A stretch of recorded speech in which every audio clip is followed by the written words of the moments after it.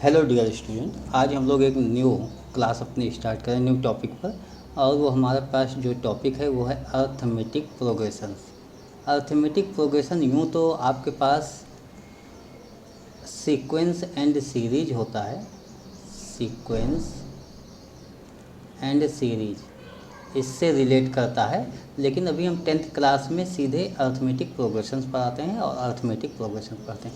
Arithmetic progression है क्या, इसको आपको समझना होगा। जैसे सपोज कीजिए हम कुछ नंबर लिखते हैं 2, 5, 8, 11। अब इसके बाद मैं आपसे नंबर पूछूं कि 11 के जस्ट बाद कौन सा नंबर होगा इस प्लेस पर, तो आप ये कहते हो 2 + 3 + 3 + 3। इस तरीके से आपने देखा डिफर सेम नंबर डिफरेंस है, ठीक है, सेम नंबर का डिफरेंस है, 3 का डिफरेंस है। इसमें +3 ऐड किया, इसमें भी +3 ऐड किया, इसमें भी +3, तो यहाँ भी +3 होना चाहिए। मतलब सेम तरीके से ही एक कंटिन्यूसली नंबर होना चाहिए। तो आप यहाँ कहते हो कि 11 + 3 14 होना चाहिए। अगला नंबर अगर मैं पूछूं तो यहाँ +3 करके 17 बोल दोगे। फिर अगला मैं पूछूं 20 आप बोल दोगे। इस तरीके से सपोज कीजिए मैंने ऐसे नंबर दूसरा लिख लिया एक 6। हमने कहा इसके जस्ट बाद क्या होगा, तो आपने कहा सर यहाँ पर 6 + 5 11 + 5 16, तो +5 ही होना चाहिए आगे, और +5 करके 21 होना चाहिए। इसके बाद भी अगर मैं पूछूं तो +5 आप और ऐड कर दोगे। ऐसे आप सेम नंबर बोल रहे हो। कहने का मतलब हुआ कि इसमें जो डिफरेंस है वो सेम आ रहा है, यानी इसको डिफरेंस को हम लोग देखिए डिफरेंस सेम आ रहा है, इसी को हम लोग कहेंगे कॉमन डिफरेंस। हम इसको कॉमन डिफरेंस कहेंगे।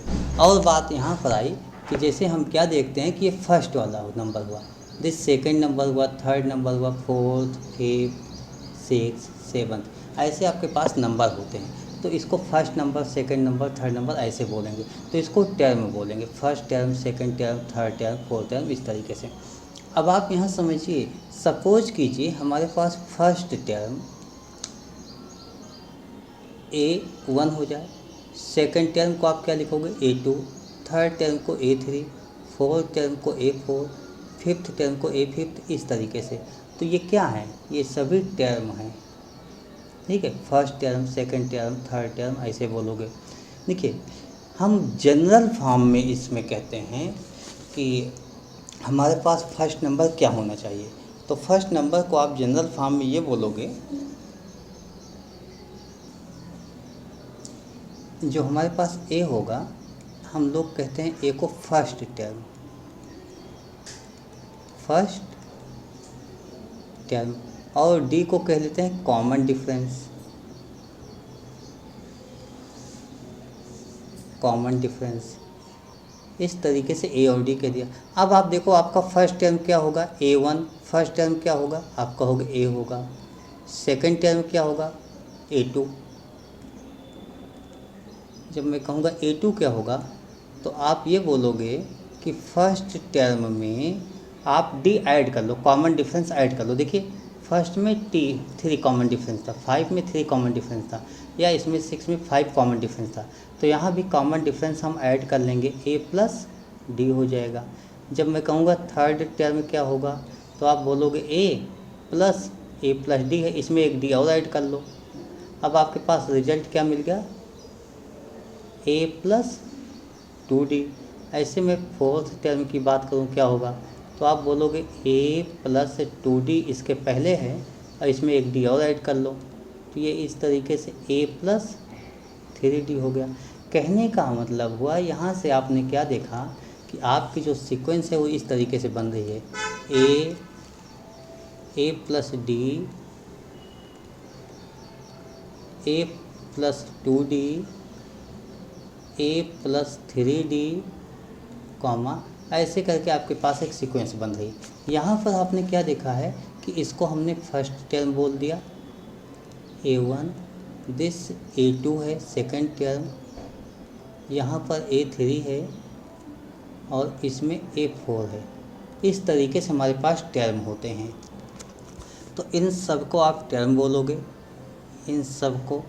इसका मतलब हुआ ए अलग से एक टर्म हुआ, ए प्लस डी टर्म हुआ, ए प्लस 2d एक टर्म हुआ, ए प्लस 3d फोर्थ टर्म हुआ।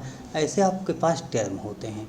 और ए क्या होता है, फर्स्ट नंबर, फर्स्ट टर्म।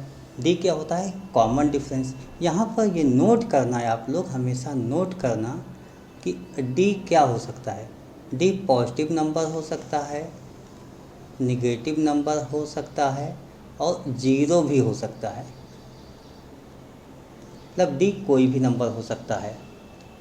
तो ये बातें आप याद रखिएगा। और अगला नंबर जो है, अगला टर्म जो है, पहले वाले टर्म में डी ऐड करने पे मिलता है। तो आपने क्या यहाँ पर देखा था कि A1 में अगर मैंने डी ऐड किया था तभी हमारे पास A2 आया था।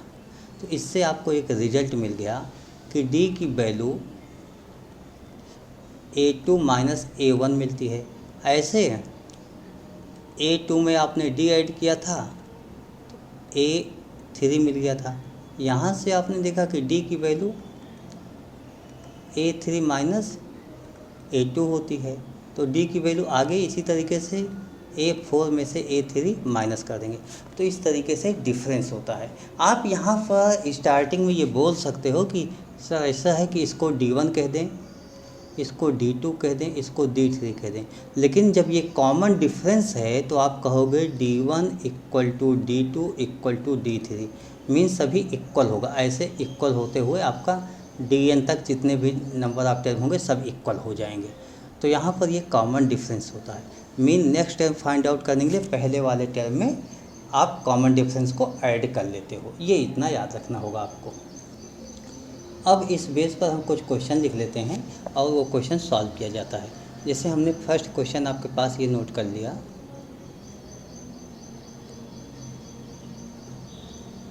देखिए फर्स्ट क्वेश्चन हमारे पास क्या होता है, इफ़ 1/3, 5/3 एंड 9/3,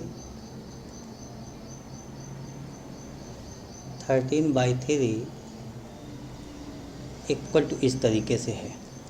और ये आपको ये बताना है कि फर्स्ट टर्म और कॉमन डिफरेंस इसमें क्या है। If this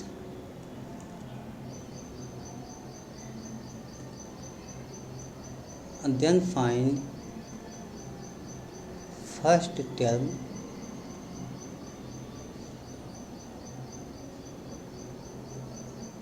and common difference।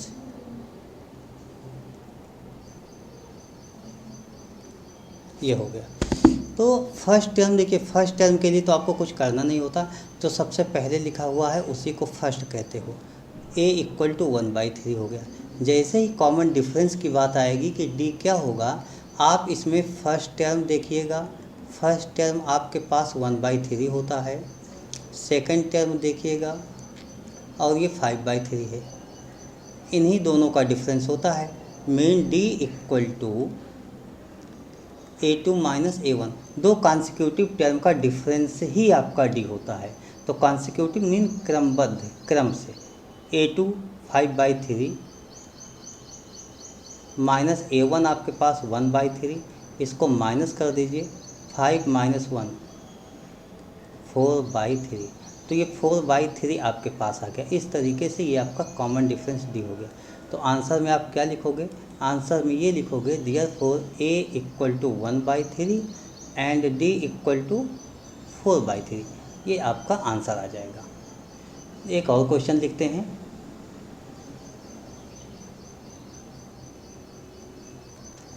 हमारे पास जो नेक्स्ट क्वेश्चन होता है वो कुछ ऐसा क्वेश्चन होता है, जो मैं क्वेश्चन लिख रहा हूँ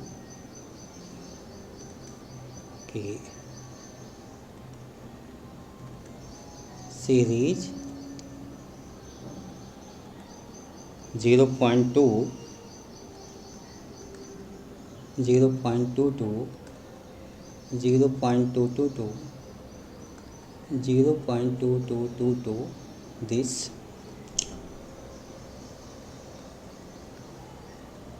is an AP question mark. मतलब ये AP सीरीज होगा कि नहीं। If S if S, then find first term and common difference. ये आपका क्वेश्चन हो गया। देखिए इसमें आप सबसे पहले A1 A2 ऐसे नंबर लेट कर लो, तो A1 इक्वल टू 0.2 हो गया, A2 इक्वल टू आपके पास 0.22 हो गया, A3 0.222 हो गया, A4 0.2222 हो गया। देखिए इतना बहुत है, इससे ज़्यादा आप ना लिखो। और उसके बाद आप लिखो D1 equal to A2 minus A1 होता है। A2 आपके पास 0.22 माइनस 0.2, इसको जब सॉल्व करोगे तो ये 0.02 आ जाएगा, ये हो गया D1। इसी तरीके से आप D2 निकालोगे तो ये हो जाएगा A3 माइनस A2, और A3 की वैल्यू 0.222 माइनस A2 0.22 है। जब आप 0.22 माइनस करोगे तो 0.002 आ जाएगा। क्या ये दोनों इक्वल हैं? यहीं से देख लो, D1 equal to not D2, यही दोनों इक्वल नहीं है तो हम आगे D3 नहीं सॉल्व कर। मान लीजिए ये दोनों इक्वल बाई चांस हो जाते तो हम अगला स्टेप सॉल्व करते, तो नो इट्स नॉट AP। इसके बाद हमें फर्स्ट टर्म कॉमन डिफरेंस पर बात नहीं करनी, नो इट्स नॉट AP। यहीं पर आपका एक क्वेश्चन सॉल्व कर। इस तरीके से आपके पास कोई क्वेश्चन मिलता है तो आप सॉल्व कर सकते हो।